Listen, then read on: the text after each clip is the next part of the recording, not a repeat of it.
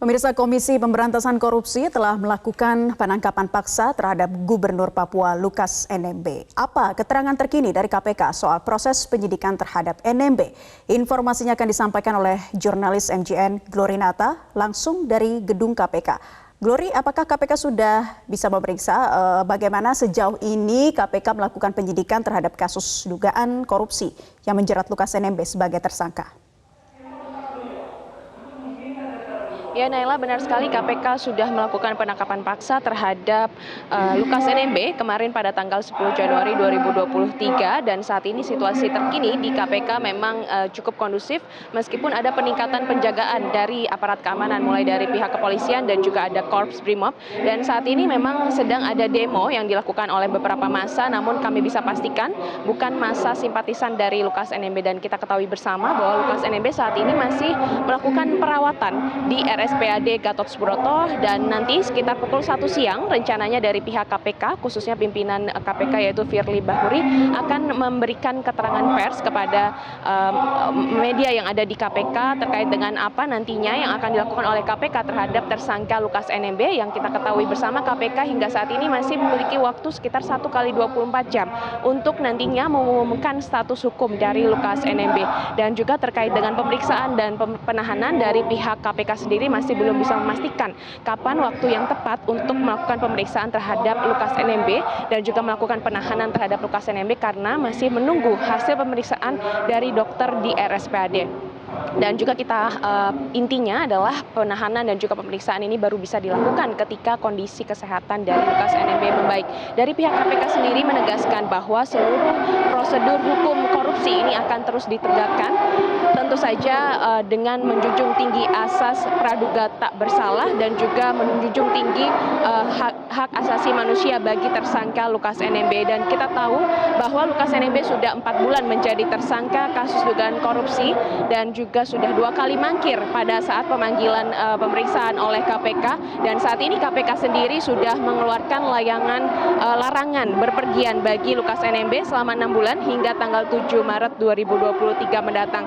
Dan kemudian dari pihak kuasa hukum Lukas NMB kemarin juga sempat meminta izin kepada KPK agar kliennya tersebut bisa melakukan pengobatan ke Singapura, namun dari pihak KPK menolak dan akan mengizinkan jika Lukas NMB menjadi tahanan KPK terlebih dahulu. Dan hingga saat ini kami juga masih menunggu arahan dan juga konfirmasi resmi dari pihak KPK serta kuasa hukum dari Lukas NMB.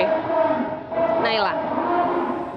Glorinata melaporkan dari gedung KPK. Nanti kita akan tunggu lanjutan konferensi pers atau informasi yang akan kita dapatkan dari sana.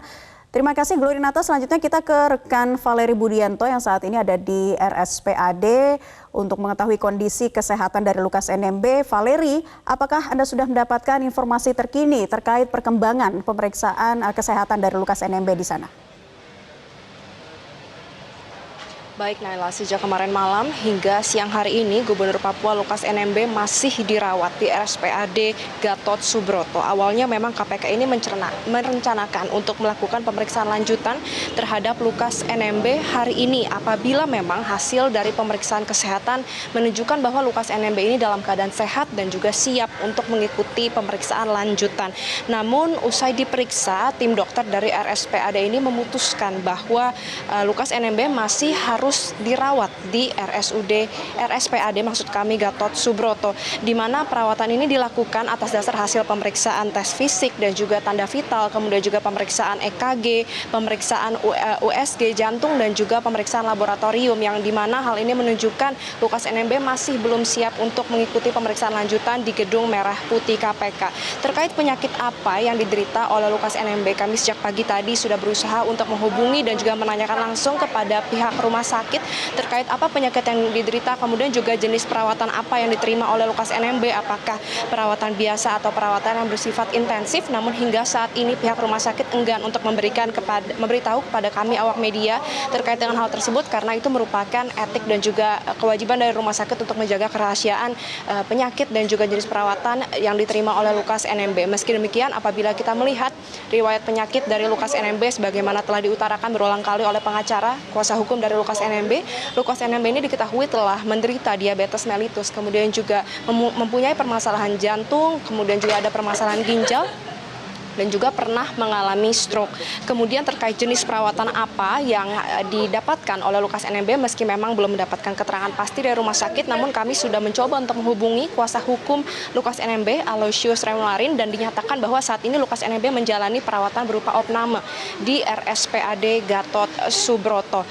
Kemudian Naila, Ketua KPK Firly Bahuri juga menyatakan bahwa pihaknya tetap akan melakukan pemeriksaan lanjutan terhadap Lukas NMB meskipun memang belum diketahui kapan pemeriksaan ini akan dilakukan dan menunggu hingga kapan pihak dokter ini akan terus merawat Lukas NMB di RSPAD Gatot Subroto. Meski demikian diharapkan tenang karena memang nanti pemeriksaan akan dilanjutkan asal memang pemenuhan dari hak tersangka ini telah terjamin.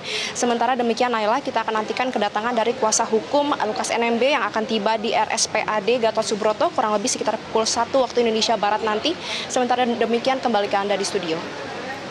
Baik, rekan Valeri Budianto melaporkan dari RSPAD Gatot Subroto. Sebelumnya ada Glorinata dari Gedung KPK Jakarta. Terima kasih rekan-rekan, selamat bertugas kembali.